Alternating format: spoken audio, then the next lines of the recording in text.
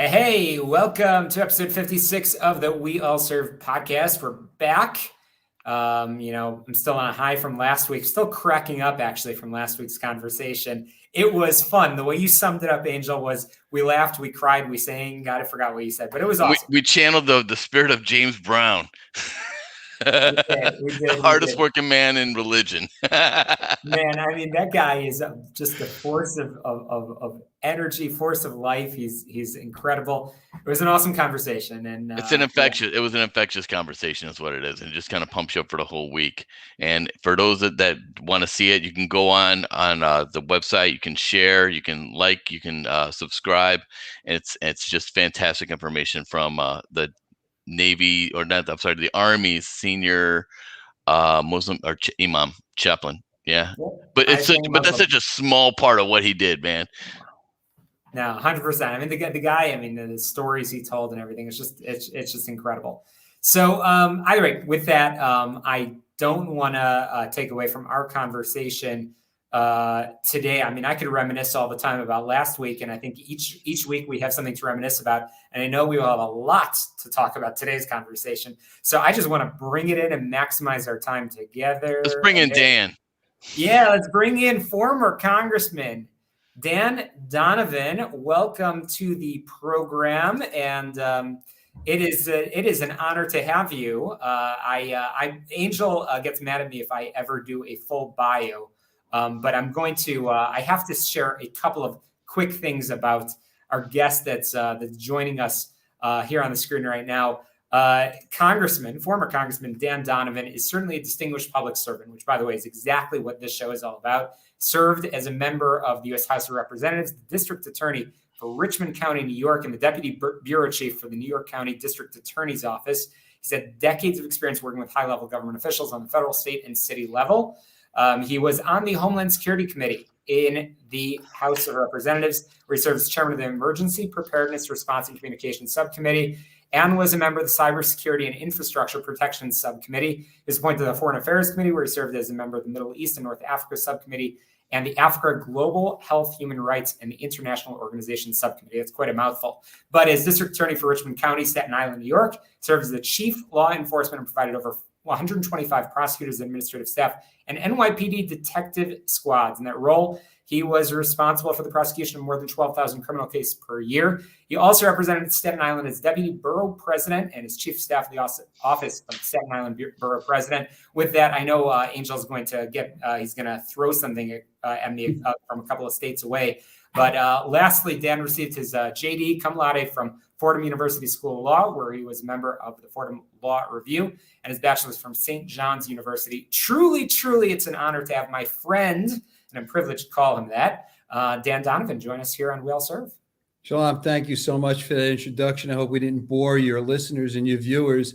Let me first tell you what an honor it is for me. I've been out of office now for 3 years, nearly 3 years. This is the first show I've done in that amount of time. That's how important your show is to me. Your friendship is to me. I am an admirer of you and the service that you've given this country and still give to this day.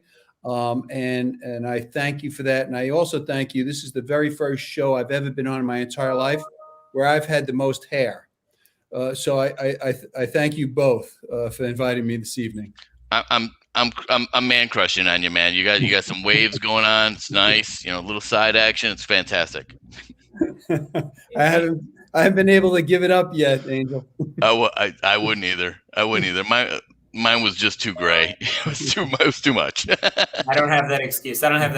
But no, I mean, Dan, it's awesome to have you. And I know our conversation now is going to cover a lot of topics. But it really is about service. You and I have had a couple of early morning conversations just talking about service. And it was in that vein that I realized, no conversation would be complete without the Dan Donovan on the show. So I always defer my first question over to Angel. So Angel, take it away. Okay, well, Dan, thanks again for being on here. And as the child of I was raised by a homicide detective, so I know and work closely with the district attorney's office in Cobb County and in Fulton County of Atlanta. And what you guys do and keeping us safe. I mean, people always thank us, for our service and stuff. And it's like, you know what? Thank you for what you guys do, because you keep people so I can have a house. I can come home. I can have a house to come home to. I don't have to worry about getting shot. There's the things that you guys do that really trickle down, and sometimes people lose perspective. And I really value what you guys did for the state of New York. Thank you very much, Angel. Appreciate it. What I want to just kick off with is you left the U.S. House of Representatives about 3 years ago, and I'm curious, being in the chair, if you will, how did your views change from before and after, especially as it pertains to national security? Because I know that you were in somebody's very classified briefs and probably had the bejesus scared out of you, a couple of them, and you went, "That's a real thing." I'd like to know, your insights on how your views have changed, if at all. National security is something that's kind of a vacuum to most Americans. They don't realize the threats against our nation, and nor should they. We have people who are very talented, very experienced, making sure our nation is safe, making sure that our infrastructure is safe, our cyber system is safe. But we're constantly threatened by our enemies throughout the globe. And now we found even homegrown threats that we have. And so the job is so difficult. Any position I ever left, whether it was the borough president's office, the district attorney's office, Congress, I've never criticized, I've never commented on any of my successors' accomplishments or failures, just because the job is too difficult to begin with.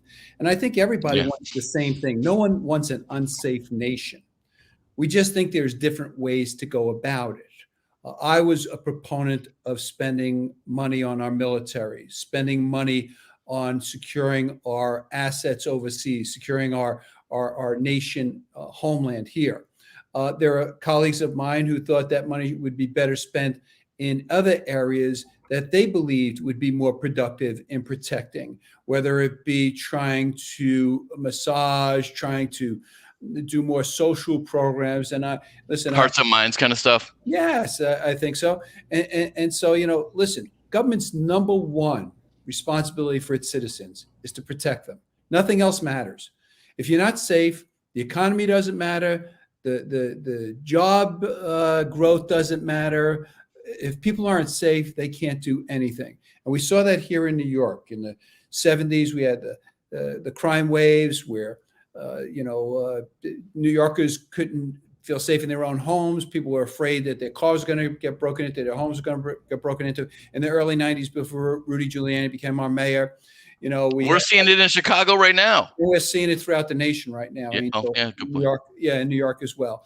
So with that, what happens is your citizens don't feel safe. They don't feel that their families are safe. Tourists don't feel safe to come to your cities. So it affects the economy. It affects everything. And so, the folks who now are in charge, when I was in charge, we were criticized, and rightfully so. People didn't know. I couldn't tell people why we were doing things because we were in those top secret briefings. My first briefing, Angel, they take you down to the SCIF, the bowels of the Capitol. They take away our sensitive compartment information facility. You are very right. And they take away all of your electronics. And because I sat on Homeland, we got weekly briefings, sometimes daily briefings, but there was a weekly briefing. The CIA was present, the FBI was present, Homeland Security was present, NSA was present, and each agency would take the podium and give us their briefing. My very first briefing, I was in Congress for 1 week, and an FBI agent was about to leave the podium, and she said, "Does anyone have any questions?" And I was the newbie, and I raised my hand and said, "Agent, how does that make you feel?" And she said, "Nervous, sir." And I said, "So you could imagine how it's making me feel right now." and these are daily threats. We extinguish so many threats because of our intelligence, our intelligence agencies, and our friends overseas. I'm a proponent. I am one of the greatest supporters of Israel. We are a safer nation because of the intelligence we get from Mossad and from Israel. And there's critics of Israel and I think unfairly so, or people who don't understand their importance to us, even if it's selfish reasons why you support them. I happen to believe in their cause and what they're doing there, and that's their homeland. And I was a believer that Jerusalem is the capital. I believe Israel should select the capital of its nation, not anyone else. But even if you're selfishly concerned about your own safety, you should support the state of Israel because it protects our own nation. So the public doesn't know this, nor should they, because they should just trust the people. And listen, over the last decade or so, people have gotten to mistrust their government, and in some occasions they have grounds and credible reasons for that. And I often think about the young people growing up now. This is the only governments that they've known, so they've never trusted their government. We've lived through a time where most people trusted our government, but there are great people, and we spoke earlier before we went on our way, great people like Colin Powell, a great general, great Secretary of State, great national security advisor to President Reagan, who make sure that the troops underneath them, like yourselves, those folks who have served and who are serving, keep us all safe.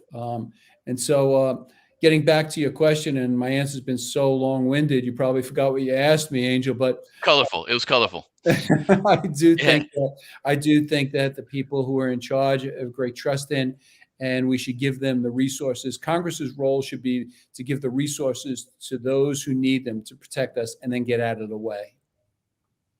Did you have a chance to, following up on the Colin Powell piece, and one thing that we were discussing prior to joining this is one thing that I always felt, because when I first came in the military, it's funny, in 1990, so 1991, I was in Pearl Harbor for the 50th anniversary of Pearl Harbor Day, December 7th.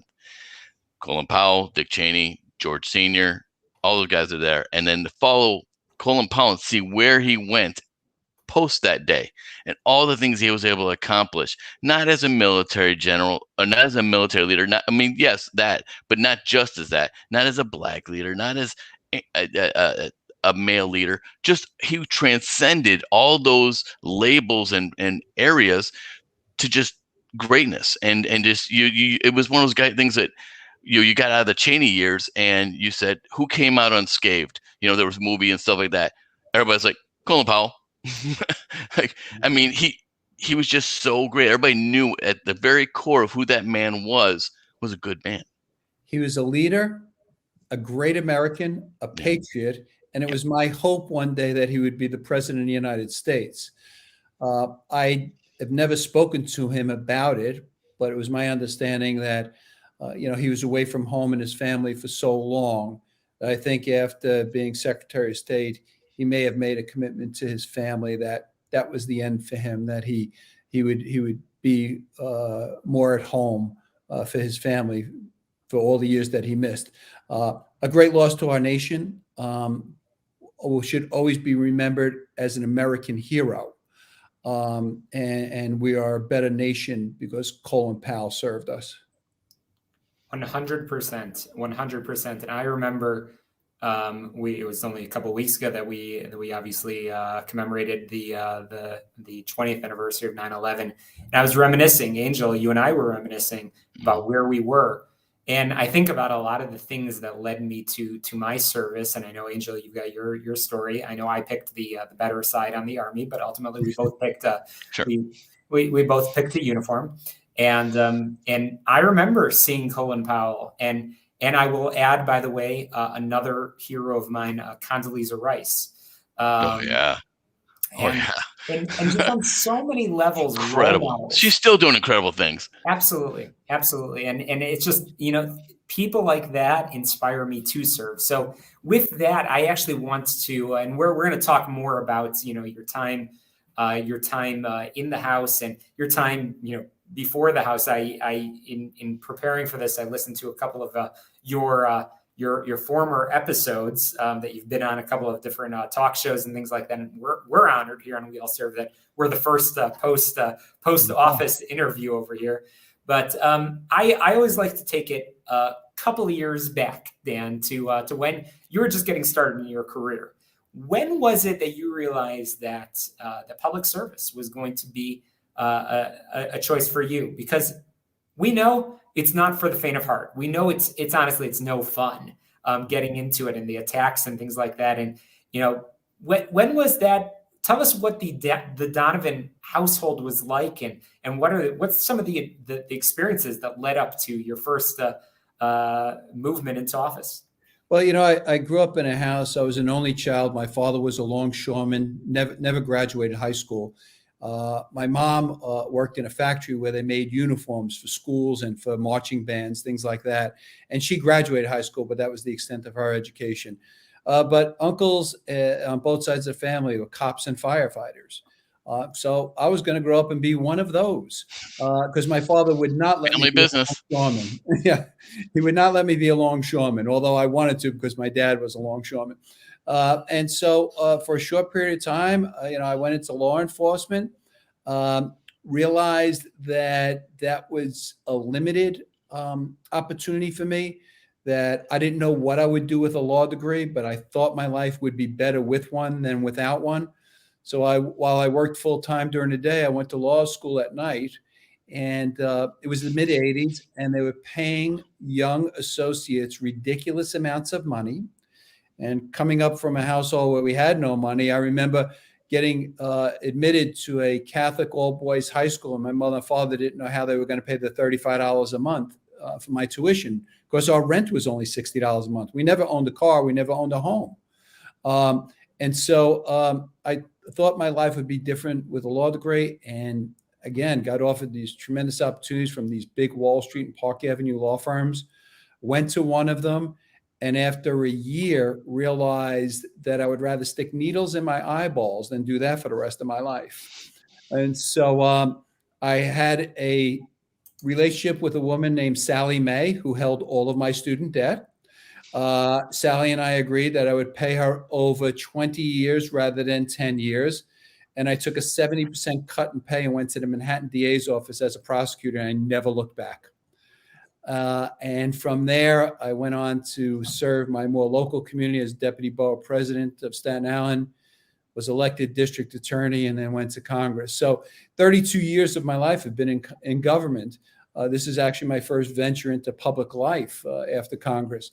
And so it's been fulfilling. I remember going to my 25th law school reunion, and I was the poorest guy in the room, but I was the happiest. And you probably had the majority of the hair. Yeah, I did. All those young fewest ulcers. Oh, they were miserable. But all those young assistant district attorneys that I would hire over the 12 years I was the DA, and there was scores of them, I would sit there and tell them, when I was in a law firm, I loved my life once every 2 weeks, the day we got paid, and hated it the other 13 days. You come work with me, you'll love your job and your life 13 days. You'll just hate it on payday. So I said it's a better compromise. And public service, again, I'm still probably the poorest guy in my graduating class, but I'm sure I'm still the happiest. Well, Dan, I just want to ask one follow-up question to all of that, and I couldn't agree with you more. I mean, I've loved Angela, and I've talked about this since I've only been in the Army for 3 years, almost exactly 3 years, and I didn't realize how much I would love my service and how much it would change me. I came in as the old guy. I was 29 years old when I came in, and I didn't think I could change. And I changed. And it's changed me in a very positive way. So what I find fascinating, and sort of as I read your bio a couple of minutes ago, in all of the different offices that you've been in, you've had the opportunity to have a direct role in influencing lives in different offices, obviously different aspects of people's lives. But your district, and please correct me if I'm wrong, including Staten Island, which is a very unique place, because it is, not to get too political over here, but you were a Republican elected to New York City, and which is super blue. It's like neon blue. Yeah, super blue, and I was the first part of Brooklyn. I was the first Republican elected district attorney in New York City since Thomas Dewey in 1937 or 1932. Wasn't that like during the Truman years, like Dewey Truman? Yeah, people thought he beat Truman for presidency, but that was the last Republican district attorney in New York City, and there hasn't been another one since I left. So we're a rarity. But I attribute that to, as I always did, I ran 8 times and fortunate enough was able to win 6 of those 8 races. And I say, if I was a baseball player, I'd be in the Hall of Fame right now instead of out of office. But being that said, the voters are smarter than people, I think, give them credit for. And I think particularly in my district, and as you said, my congressional district was a good part of Brooklyn and all of Staten Island. They cross party lines. I have people who vote for issues like public safety, people who vote on the economy. I'm one for less government, not more government. I'm one for less tax. I think you spend your money better than your government spends your money. We need some of it to pay our soldiers and our seamen and our airmen and the people who collect our garbage and put out our fires. We need some money. But I think you spend your money better, and government shouldn't be telling you how to. So a lot of the people, Democrats, I'm still in a minority in my district. So a lot of Democrats had to vote for me in order for me to get elected. And I think they see across party lines and look at what the message is, what someone stands for, what someone's willing to do for them. And I think that's why I've had more success than failure at the ballot booth. I think that to follow that up, Dan, I think that the majority of Americans are saddened by how incendiary and how polarizing people are based on their views. And if they were able to get through all that, because of the last few years, if they were to get through that, they would probably be if there was like a bipartisan party where people go, yeah, we think that these guys over here are crazy. We think these guys way over here are crazy. We're kind of right in here in the middle where we we agree with the majority of things that you say and the majority of things this guy says. What are your takes on that? And how do we get back to realizing who we really are at the very core? Angel, it's one word: respect. We've lost respect for one another. Love it. We've lost respect for people who have different views than we have. People who think differently than we. We've lost respect. If we just respected one another, if in the House people cared more about accomplishing something than having their adversary fail. Back in 1986, Ronald Reagan and Tip O'Neill probably disagreed about 90% of everything that had to be voted on, everything that was presented in Congress, everything that the president's agenda had going forward. But they were able to do tax reform together. And after they argued, they went back to the White House and had a scotch together. That doesn't happen any longer. There's total disrespect for people who think differently than you do. And if we just got respect back, we get a lot more accomplished. Right now, again, people would rather see their own constituents not get something as long as your constituents don't get something. I believe in our system. Listen, the majority rules, but the majority doesn't get 100% and the minority gets 0. If the formula is that whoever's in the majority gets 70%, well, the other side gets 30% because they have people who are Americans too, who deserve to have something. And just because Congress flips on parties, and next year it may flip the other way now. Yeah. And people forget that, people in majority start to, shove their elbows out a little bit and do some nudging. They forget that, 2 years they could be in the minority and be at the other end of that elbow. So I think if we could get respect back, and I don't know the formula to that, but if we can get respect back, I think you'll find that people's faith in government will be restored and we'll get a whole lot more accomplished than this stagnation that we see happening now. I had a great leader here in Chicago. Her name is Rashada Whitehead, and she works with Grant Thornton, a consulting firm, people at a tax advisory firm. And I asked her something very similar to that, and she had the best answer I've ever heard. And she's like, it starts with asking questions. And I was like, why do you feel that way? And she goes, and when you ask someone, why do they feel that way? And how long, and what was the journey to understanding things that direction? She goes, you validate their opinion. Yeah. You, instead of creating a polarizing and adversarial conversation, you share that they're important and your views are important, even though you may not agree with them. She goes, and it changes the narrative, it changes the dialogue, and that's how we get back to it. And I was like, I just sat there mesmerized. Yeah. And you know what? You might learn something. Oh yeah. If you listen to the other side, you might learn something. Yep. We used to teach young assistant district attorneys, Know your opponent's argument so you could address it. If the first time you hear as a prosecutor what the defense is, if the first time you hear it is in the courtroom, you're going to lose. So what is my adversary's position? What are they thinking?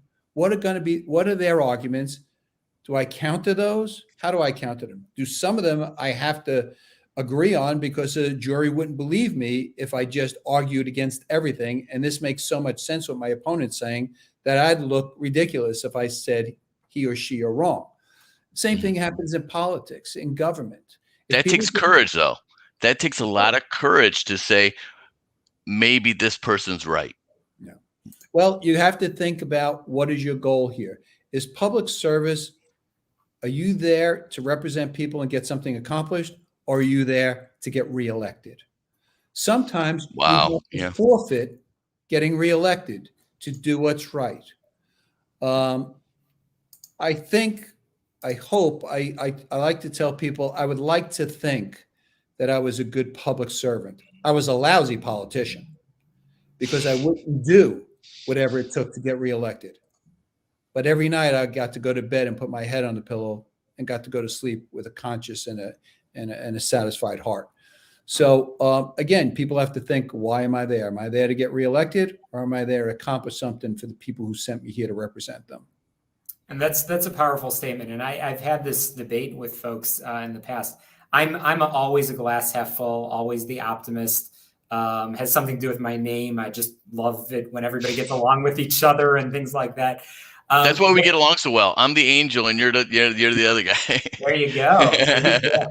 But I do believe that almost everybody, maybe a very rare exception, and it's usually the folks that are on the very, very far extremes, either left or right.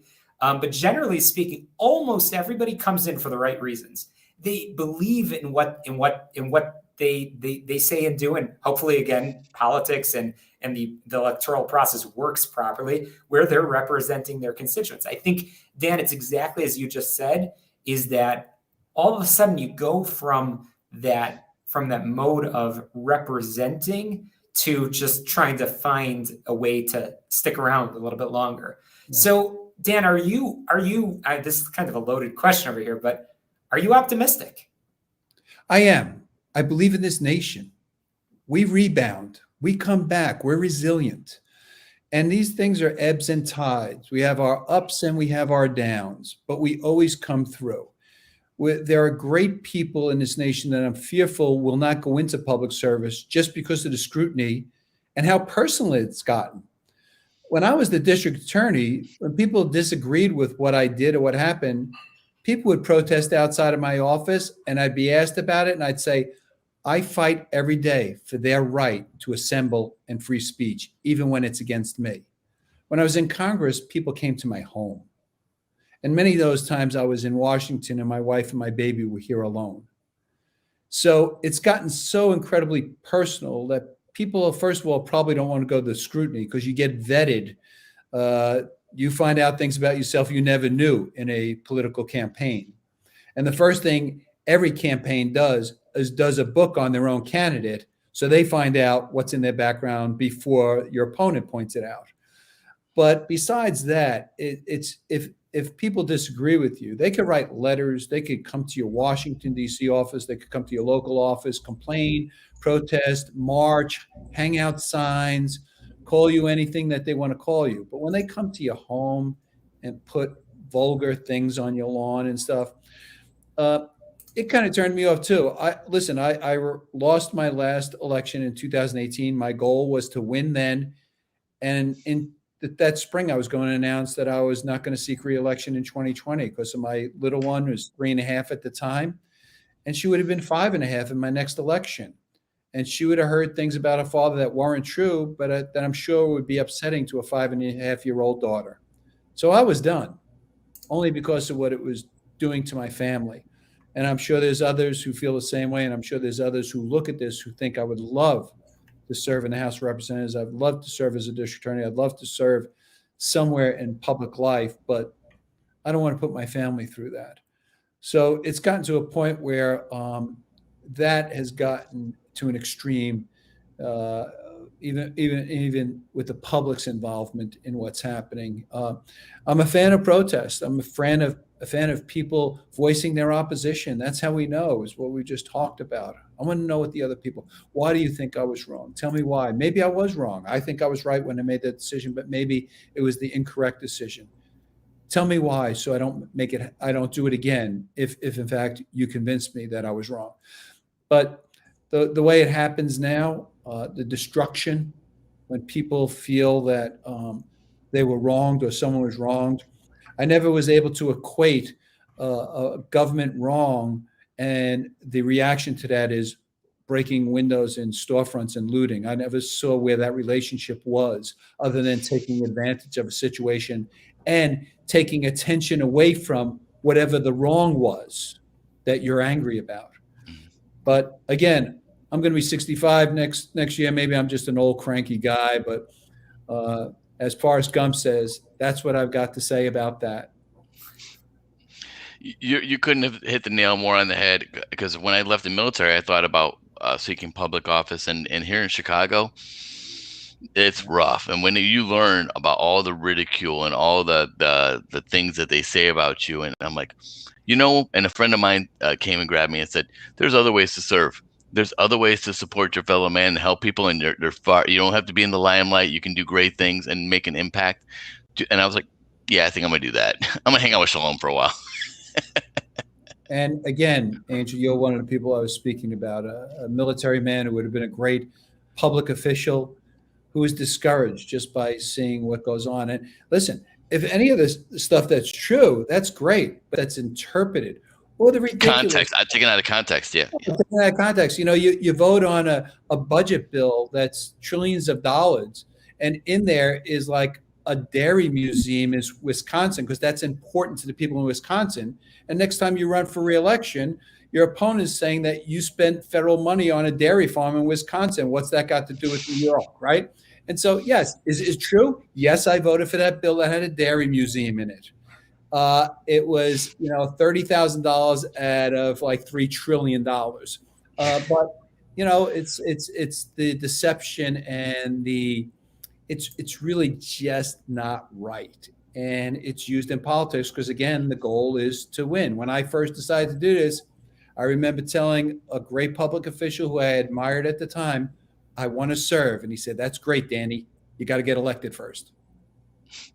That's so true. And the things that people say and the things people do, and now you add to that, of course, the online piece and the social media, the cancel culture piece, where you share a personal view on something, and all of a sudden you have a whole mob of people canceling and having a movement against you because of something that someone thought they heard or thought they saw without doing any kind of due diligence or asking questions. And it's an entire movement against, the Dans and the Angels and the Shaloms of the world. I'm like, wow, how did that happen? Well, that's the advantage of being a guy who's going to be 65 next month. I don't have a Facebook account. I don't have a Twitter account. I don't see these things. So they could be saying about these things about me. I don't even know it. And so it doesn't bother me. Well, I mean, you've had a very, very, very respected career. And like you said, you might be the poorest man in the room, but you've got a lot to be proud of because you've helped a lot of people. And I'm sure it's people that I'm sure not everybody agreed with everything that you've said or done, but I know you've stepped into each of those roles, focused on the service, and that's the key, and that's really the message we wanted to highlight here. So in our last few minutes together, I do want to talk about continued service, and you mentioned obviously right now you're in a different stage. You and I have had conversations. I know you've been able to finally take a sort of a step back, spend time at home a little bit more. You're involved in learning about new industries and so on. But you've continued your service in terms of involvement in supporting good causes. I know every conversation I've had with you, you're asking sincerely about my brothers and sisters in uniform, but you've been involved in, and I'm going to put it up over here, a really, really, really important organization. I know you're involved in a lot of organizations. Probably being a member of Congress is a lot of fun because you get to meet amazing people and learn about incredible things. So talk about some of the nonprofits that you've continued to be involved in. Well, I thank you for putting up Tunnels to Towers Foundation for your viewers. This is an incredible organization that was started by the Silla family. And Stephen Silla was a firefighter, and on September 11th of 2001 was playing golf with his brothers in New Jersey when the first plane hit the North Tower of the World Trade Center. Stephen left his brothers and hopped in his car, knew that his fellow brothers in the fire department would be going to the scene, drove as close as he could to get to the site, and got stuck on the Gowanus Expressway in Brooklyn, and with full uniform ran through the Brooklyn Battery Tunnel, now known as the Governor Hugh Carey Tunnel, to the World Trade Center. Stephen perished that day with 342 of his fellow firefighters. Every day, I'm not sure if I could even show this to your viewers, but I wear this every day for the 343 firefighters who died that day. And Stephen's family did a wonderful thing in the honor of their brother. They started the Tunnels to Tower Foundation. And what they do is they build homes for servicemen coming back from overseas who have lost limbs. Many of the injured survivors of war in recent time because of the devices that are used, the IUDs, the incendiary devices, the explosive devices, they lose limbs. And what the Tunnel to Towers Foundation does at no cost to a serviceman or servicewoman is they build a home that suits the needs of that person. One of the first people that received a home was a young Staten Islander who went to Iraq with 4 limbs and came home with none. And they built a home for him that is adequate so he can live a normal as life as he could, because everything is convenient for him. And Frank Silla and his brothers and sisters who do this foundation have done this now for many, many years. And it's one that I support. I believe in their cause. They also take care of widows and orphans of fallen firefighters and police officers as well, and not just New Yorkers. They do this throughout the country. In fact, most of the homes they've built and mortgages that they've paid off have not happened in New York, but have happened throughout the 49 other states. So I'm a great supporter of them. I hope that your listeners and your viewers may take a look at the website. They have a great program where they ask people to donate $11 a month, which is probably 2 Starbucks. And how far that $11 per month will go if enough people did it.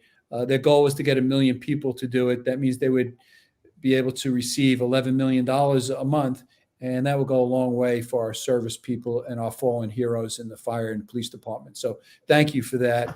And I thank you for your time and my allowing me to be a part of what I believe is a great show. You have become a great friend to me, Shalom, and I'm a great admirer of you. Angel, tonight you've become a great friend of mine. You're stuck with me. You're stuck with me. There's no take backs. That's it. I will leave you guys with what my great friend, Mayor Ed Koch of New York, who crossed party lines. Ed Koch, the Democrat, crossed party lines 3 times to endorse this Republican. And Ed Koch famously said to his constituents, if you agree with me 60% of the time, vote for me. If you agree with me 90% of the time, go see a psychiatrist. Well, God bless you, brother. God bless you, brother. Thank you. Thank you for your friendship. Thank you for your continued service. This is the first of many. I look forward to having many, many more discussions with you. And you've shared a lot of, honestly, just words of truth about service. And I know I'm better for it. Angel, last word over to you. No, just thank you, Dan. And I look forward to having a long and fruitful relationship and reaching out to you. And I'm sure we can collaborate on some things. And you know, anytime I need insight and figuring out why things are going awry, I'll probably reach out to you and say, what's really going on? And I'll let you know, my brother. I know you will. Listen, stay safe and healthy. And to all your viewers and your listeners, please stay safe and healthy. Our country will get through this. We always do. Absolutely. Thank you. That's a wrap for us here on We All Serve. Be sure to subscribe, rate, review, and share. We'll be back next week with another conversation all about leadership, all about service. So make sure you, again, are... and all about hair products. And all about hair products. We We got the Instagrow. I'm gonna get some kimchi up here. It'll be all right. All right.